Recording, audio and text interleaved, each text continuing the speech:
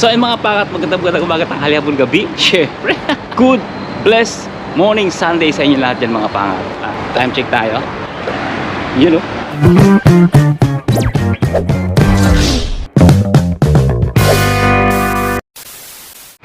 Alas 10 na. Alas 10 ang usapan. Super late na naman tayo mga pangat. At syempre kung saan tayo pupunta mga pangat, station lang. Ganda ng panahon mga pangat, oh. Ang ganda ng sikat ng araw. Talagang blessed, good, blessed Sunday tayo ngayon. Ano? Uy.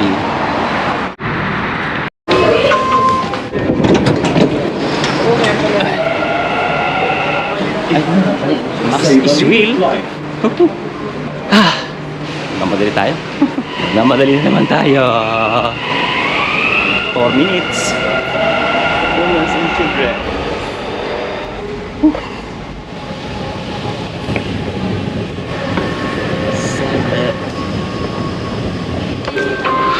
So yung mga pang dito na sa Zabil. Wala pa pala. Papunta pa lang tayo ng Zabil Park. Syempre.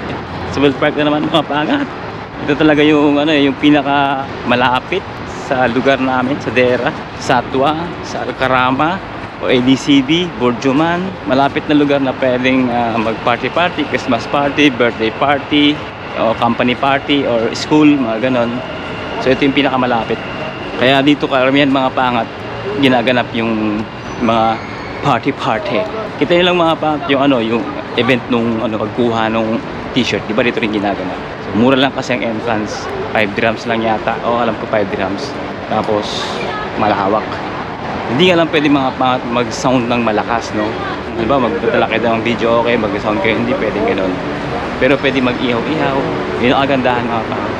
Siyempre kung gusto nyo ng medyo maligo-ligo or mag-beach, at the same time talagang kumanta, mag-sound trip, Almamsar mga pangat.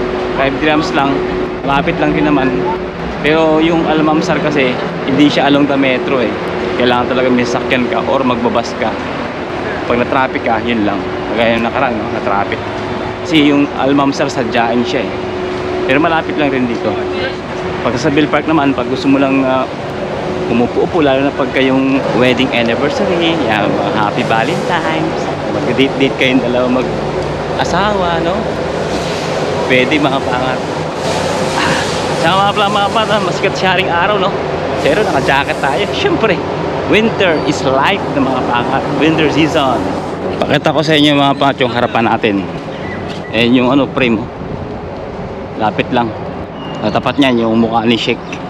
Tapos dito na yung doon na yung metro. Mga pangat, wala tayong microphone ngayon. Ang ginagamit natin mga pangat, siyempre yung microphone ng ang tawag dyan. Ano bang tawag dito? Basta ito, yan tawag dyan. Nalimutan ko na. Daming sasakyan mga pangat. Mukhang marami rin ano. Pumunta ng Zabil Park daming sasakyan Kita niyan, dami December kasi. Marami ginaganap ng mga party. Christmas party almost. Company, so church, family, and friends. Saan ba tayo papasok ito? Habang tayo naglalakad, ipapakita ko sa inyo yung front view. Tapos pag nasa loob na tayo, ikot mo tayo. Ay, pipila para magbayad. Doon tayo sa kabila para para hindi masyadong pila. Mahaba pila doon Ang daming tiyanggi dito. Parang gusto ko diyan mag-vlog diyan. Nung maraming tiyanggi, doon tayo. Ano ba ng pila? Gate 1 ay pila. Okay lang yan, maaga pa lang. English.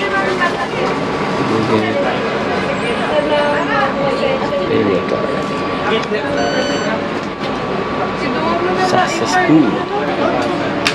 So yun, let's go. May card na tayo mga pangat. Simple lang, diba? It's okay. Here. Kaya mga pa, kaming tiyanggi rito, para kang nasa night market talaga. Pero parang morning market to. Ayun Uy! Pasyal ko muna kayo mga pangat sa kapaligiran, no? Habang tayo naglalakad-lakad. Daming mga mga aktibidades ngayon Kaya yung nakaraan taon mga pangat, kung naparoon nyo yung vlog na to. Yan.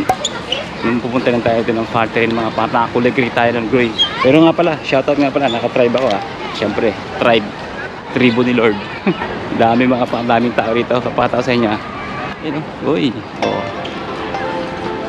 Diba? Ang daming paninda. Rent-a-car lang kayo, rent-a-car. Oh. At para sa mga hindi nakakaalam, ang Zabel Park Market o tinatawag nating Dubai Flea Market, nag-uumpisa ito tuwing first Sunday of the month during winter mula buwan ng October hanggang Mayo. At open sila mula alas 8 ng umaga hanggang alas 3 ng hapon o alas 5 ng hapon. At syempre, kung summer naman mga pangat, nag-uumpisa naman ito ng first Saturday of the month mula June hanggang September. At nag-uumpisa siya mga pangat ng alas 4 ng hapon hanggang alas 10 ng gabi. Kung bakit late na? Kasi nga mainit.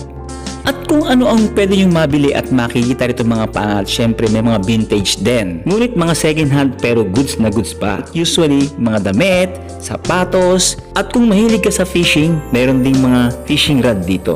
At syempre kung ikaw naman ay mahilig sa music, may mga music instrument kayong mabibili kagaya ng mga gitara at kung ano-ano pa. Syempre may mga pagkain din tayo makikita rito o pwedeng bilhin habang naglalakad. At located ito mga pangat sa Gate 1 and Gate 2 ng Zabel Park. Tayo dadaan dito yata. Dito, pag ano. Pag ganito yata tayo. No entry, hindi pwede pumasok ang vehicle dito. Doon pa tayo makapaga. Medyo malayo pa. May mga jacket din. Dami. Kompleto. Sun Kapur. 50 dirhams. 50 dirhams. Parang tumahimik yung nila. Mga pahat, makita niyo mga pahat, no? May small gathering. Kumbaga, hindi natin alam kung friends or family sila, no? So, ganoon lang. Simple, ang buhay, no? Sana ganito sa Pilipinas, no? Ay.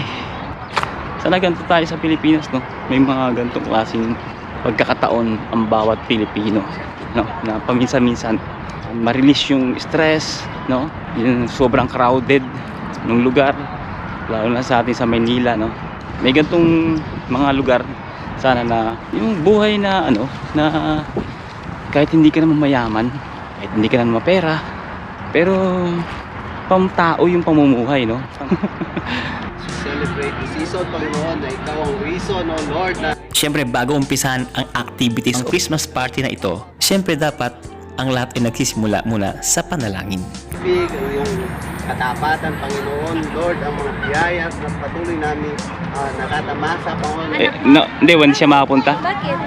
Nasa ano siya nakatira? Nasa JBC na siya nakatira eh. Wala sa... Ba't na siya? Shoutout sa prinsesa, hinahanap ka ni Madam Colette. Yan o. Yan, almusal muna. So yung mga pangat, dito na ako sa venue namin. Siyempre, wala pa yung iba, wala pa sila Amor, wala pa sila lahat. At siyempre, yung ano to, network. Yan. Hindi pa ito yung church sa, mula sa network, may kanya-kanyang care group. Yun, isa kami sa care group ng network na ito. Yan. Backward! Backward! Unang games mga pangat, sali tayo, unang games. Tatalon daw, tatalon. Ihagis yung bola, tapos bago bumagsak, kailangan makatakbo ka agad. Pwede tumakbo? Basta nasa taas yung bola, pwede. Okay Ah, tatakbo pala. Tatakbo. Bibilisan ko to. Ready? Uy! Uy! Galaw talaga lahat. Galaw talaga lahat eh. Galaw talaga lahat eh. Gumalaw na ako. Ang bilis eh. Wala, paggalaw tayo. Ang bilis eh. Ang bilis eh. Gagalaw talaga eh. Ang bilis ka naman, sir. Oo, ang galing kayo fake. Talo tayo mga pat. Ang bilis kasi natin gumalaw eh. Okay ba? I bless you. Huh? Salamat, Sige. Hindi na, sino nalito? Nalito na, nalito. Okay.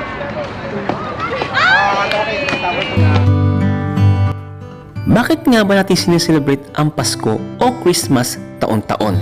Hoy! Hoy, babol! Naitanong mo na ba yan sa iyong sarili?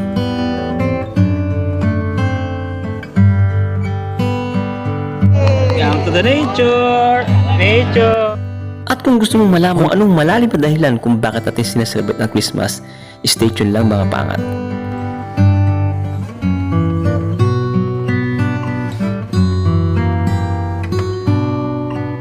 Dahil sa video na ito, ibubunyag natin kung ano o bakit tayo nagse-celebrate ng Christmas every year.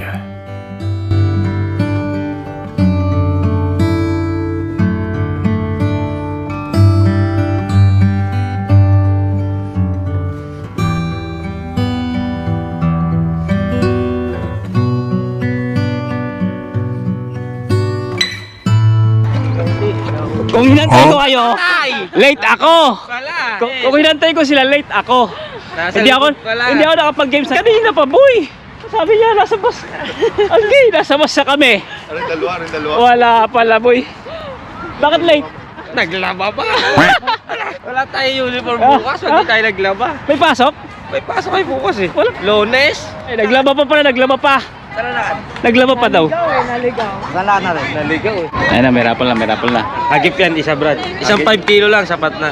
Wala pang adjust, ubos na yung 15 kilos namin. Malakas kumain na kasama ko, yung mga bakulaw. Sino? Sila Amor.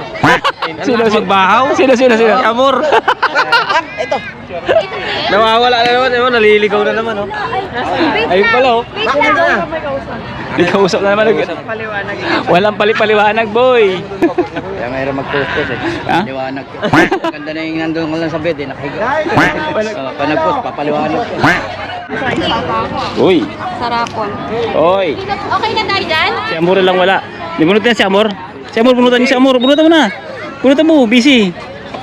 Ayun, busy oh, nagpapaliwanag oh. Ayun, panalo. Ano boy? Nagulat ka pa? Ako parang akin yun. Akin nga. Malaking circle. Malaking circle. Malaking circle. Lahat sali, lahat. Another games na naman mga pa. 1, 2. Makilanas kayo, pag nag-flap, tanggal. Ano na? Tanggal siya eh. 1, 2. Sa mga kataka kung ano ang larong ito mga pang, ang kailangan lang gawin sa larong ito ay bawat bagsak ng bola ay papalakpak ka. So kapag pineke niya at hindi niya binagsak ang bola, dapat huwag kang pumalakpak. Kapag pumalakpak ka, out ka na. Ganun lang kasimple. Ano na? Wala, tanggal. Simple man siya painggan pero kinakailangan mo ng focus kung talagang gusto mo sa larong ito. Yun yung bandila ng tribe. Ay, ano nangyari? Pagbigyan, ibigas yun. Tulad din mga pariyalidad ng buhay. Kung may goal ka, dapat kang mag-focus. Ang tribo, talunan.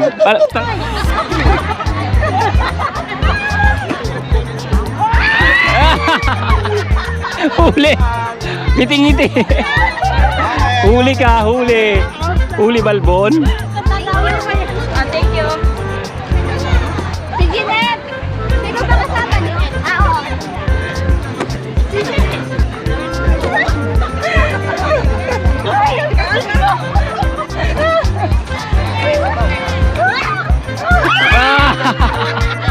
Lagas. Lagas eh. Lagas. Gano'n na kasimple yun. Lagas ka agad eh. Ang dami oh. Sayang bigas. May mga pa, may game tayo. Huli ako para may video kahit pa paano. Player ako pero magbibideo din ako, siyempre. Ako na bahala! Basta huli kami! Talong po ha, talong. Oo, ako na bahala! O yan, explain. Oo. Explain. Okay. Sige, ako yung huli. Paunahin mo sila. Magbibideo ako eh. Okay, game. Go!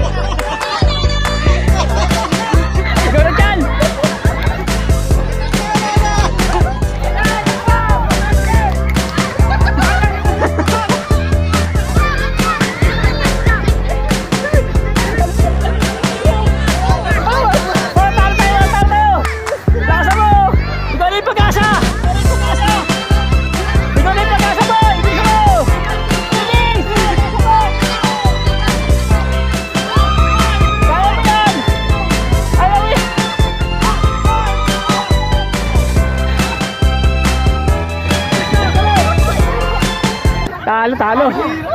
Ha? Isa dito. Ano? Ang hirap. Isa ito malakas. Kaya pala may salompas. Kaya pala may salompas. Hawak sa palaka. Ayun pala, aray ko. Salompas ito. Ay, go. Tapos ang games mga pagkain na naman. The best shot. Kalamay. Kalamay. Para si Papa Jesus, karamay. Sa lahat. Yeah. Kapit ng hugot mo ba? Siyempre, kung anong pagkain, doon mo ibuwasa yan. Yan. First bite, thank you Lord. At syempre, kung merong kainan o pagkain ng katawang lupa, meron din pagkain ng spiritual. Yan ang pinaka-importante sa lahat. Kaya samahan nyo kaming makinig. Jesus was born in Bethlehem in Judea during the reign of King Herod. This was the time na kung saan dadalaw, pinanganak ni si Jesus Christ, dadalaw yung mga magi, the wise men. Ang mga magi, they said it's a 3 magi or 3 wise king, but actually it was not. Hindi talaga tatlo because nabasin po nila yun sa tatlong gift, which is the gold, the myrrh, and the frankincense. So akala nila tatlong hari lang yung dumalaw kay Jesus Christ, but actually there are more than 3. So yung mga wise men na yan or magi na yan, nagaling pa sila sa napakalayong lugar. A scholar says it took para lang months to arrive in that place na kung saan ipinanganak si Jesus Christ. Therefore the Easter na tinatawag. Nakakuha, tunto. Nagiging tagumpay oh. Trophy na akong trophy. Oh, Naka 2-0 na. Oh. Ito sa game, isa bunot ha. Nagiging tagumpay ah. So yun mga pang, this is another day. Yung kakawin na tayo. Tumunog na inalaban natin. Pagpasensya nyo ng mga pangat yung mga kalat sa gilid ah. Kasi naglalaba tayo. Buhay OFW. Ikaw lahat yan mga patang gagalaw. Ganun talaga eh. Anyway mga pangat, nakatry pa rin tayo. Kasi yun, nalobat tayo. Kaya hindi tayo nakapag-outro. At syempre kahapon hindi natin natapos yung Christmas party. Dumiretso agad tayo pagpasok. Kasi malilit na tayo mga pat. Umalis tayo sa Christmas party is around 2 p.m. So late tayo mga pat pumasok kahapon. Pero nagpaalam naman tayo sa ating superior na malilate tayo kahapon nga. Gusto ko sana mag-PH pero hindi tayo pinayagan kasi ang daming ginagawa mga pangat. Dahil ang daming decoration, ang daming lightings. Kaya hindi tayo pinayagan mga pangat. Anyway, pinayagan naman tayo kahit late pumasok. At yun mga pangat, gusto ko lang kunin yung mga pagkakataon nito mga pangat na why we are celebrating Christmas every year because of Christ, no mga pangat. Na napaka-importante para maligtas ang buong sanlibutan o ang lahat ng tao. Kung maaari ang lahat ng tao ay gusto niya maligtas mga pangat. Kaya siya dumating dito sa mundo kaya naipanganak si Kristo. Hindi lang yun, mga hari na dumalaw kay Kristo mga pangat nung siya isinilang, nagbigay ng regalo. Hindi nagbigay ng regalo dahil ipagmalaki na may regalo sila. Kung tutuusin yung mga ginto o kung ano man yung mga mamahaling bato na ibinigay nila mga pangat kay Kristo, kay Jesus Christ nung panahon na yon, lupa lang yun mga pangat sa kanya sa langit mga pangat. No? Inaapakan niya lang yung mga yun, hindi yun importante.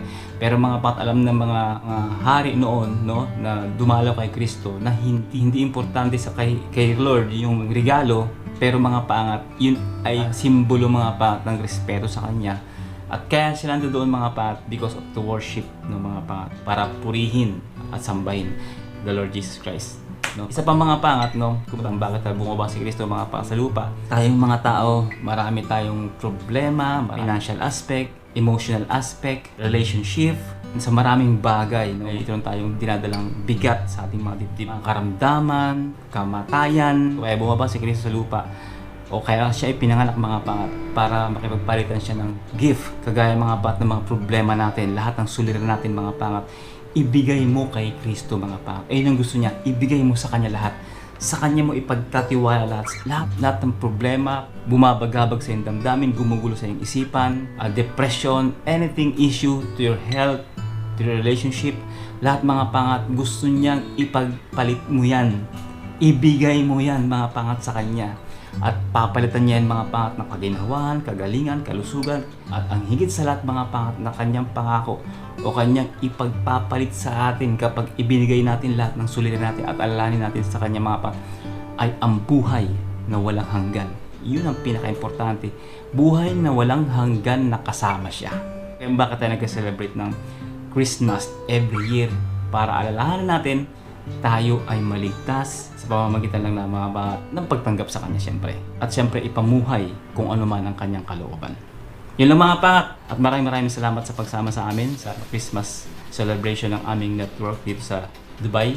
At syempre, think positive lang, good vibes. God bless you all. Sa lahat ng pagsubok at tagumpay, to God be the glory. God first, always. Bye-bye! Let's go! Ako yan pala.